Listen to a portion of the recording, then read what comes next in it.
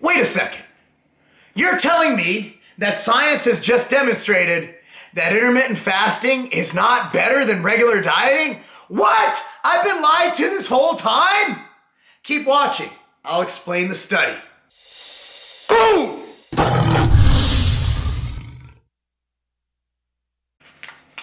Boom! What's up, everyone? Marc Lobliner, TigerFitness.com CEO, MTS Nutrition.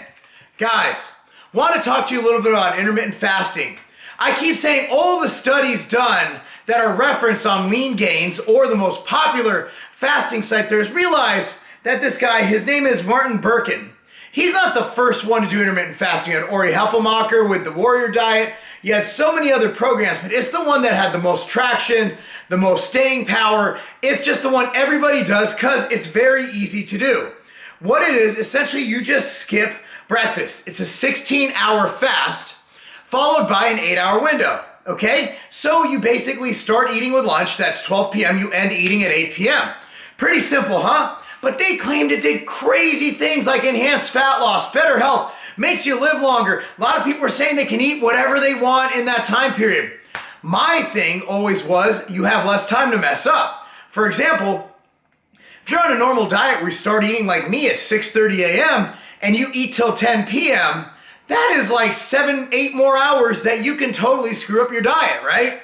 So they finally did a study, the Journal of Translational Medicine. It was an 8-week study done with males in their late 20s and early 30s, okay? Now, one reason I say intermittent fasting is kind of stupid is because Martin even said if you train in the fasted period, you can have branch chains. Branch chains, while I don't count the calories from them, I do believe that there are calories. It's amino acid.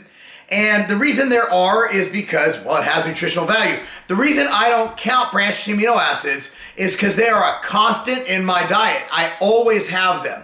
I always have 2 scoops of machine fuel during training. Always, never changes. It's a constant, fixed variable in my diet. It will never go up, never go down. So I just don't count it. I alter everything else, adjust everything else if I need to lose fat or gain lean muscle. So the thing is, the researchers found that this is great to improve health while maintaining lean mass while dieting or in a maintenance phase if you're an athlete. So again, it was an 8-week study, males in the late 20s, early 30s. Done in 8 weeks, the intermittent fasting group lost 3.5 pounds of fat. The non-intermittent fasting group lost 0. Basically it wasn't even measurable. Simple. All the data, here's a downfall of this study, was done on nutritional recollection, where basically they're like, you know what, here's what I ate today. But on average, the intermittent fasting group ate 200 less calories a day. If you do the simple math, I'm not going to do it for you, that explains why they lost weight and the other group didn't.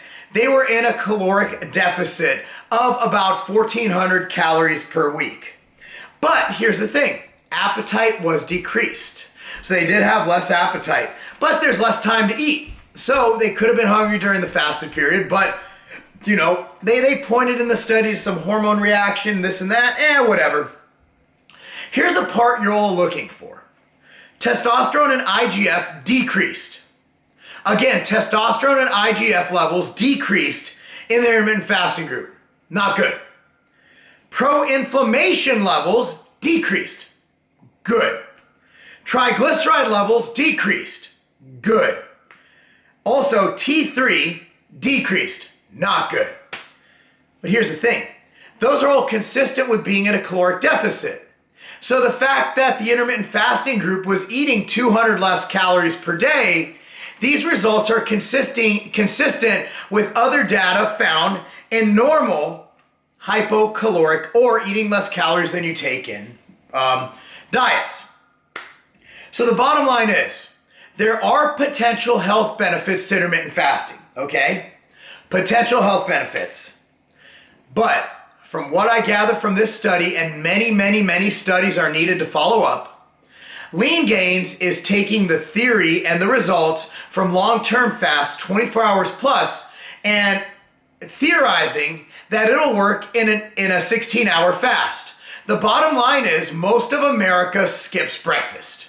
Most of America skips breakfast. That's why your mom used to always say, at least mine did, breakfast is the most important meal of the day because it gives you energy to fuel the day. There's also data on people who have breakfast are less likely to binge throughout the day.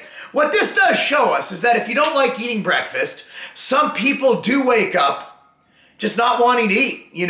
Thomas, my son, doesn't like eating in the morning. My wife, if you tell her to skip breakfast, she's gonna kick you straight in your testicles. She loves her eggs and she loves her toast and she loves her cream of wheat. That's her thing every day. It's her morning ritual. Personally, here's my opinion on intermittent fasting. If you enjoy eating in intermittent fasting style, do it. If you do not enjoy eating in intermittent fasting, but everybody keeps telling you you can't lose weight unless you're intermittent fast, tell them to go find a blunt object and turn it sideways, unlubed, and stick it straight up their rectum, because they're not correct. The bottom line is, if at the end of the day your macronutrients are even, when you eat is less relevant than how much you eat. What you eat is less relevant than how much you eat. However, I recommend that people get plenty of micronutrients in their diet. I recommend a lot of fruits. I recommend a lot of veggies. I recommend a lot of healthy fats as found in, wild salmon, in my opinion, is one of the most perfect foods you can eat, which is why I, for the most part, am a pescatarian, meaning that I eat dairy, I eat eggs, and I eat fish. But not that I don't eat them, but I try to avoid chicken and beef and opt for more healthy sources, in my opinion. And my advice, my opinion on that, I know I'm going off topic here, is you don't see anybody take a chicken oil pill. Don't see anybody take a beef oil pill, but you do see people take fish oil because omega-3s are anti-inflammatory, or omega-6s are pro-inflammatory. While the average American gets a 20-to-1 omega-6 to omega-3 ratio, we pretty much want an omega-3 to omega-6 ratio of about 1-to-1. That tips you more in that favor.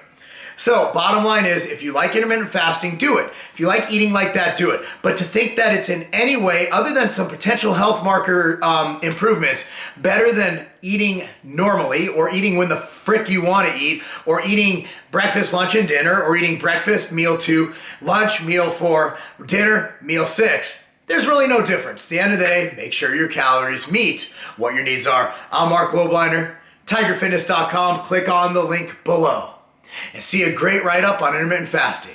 And that's not a game.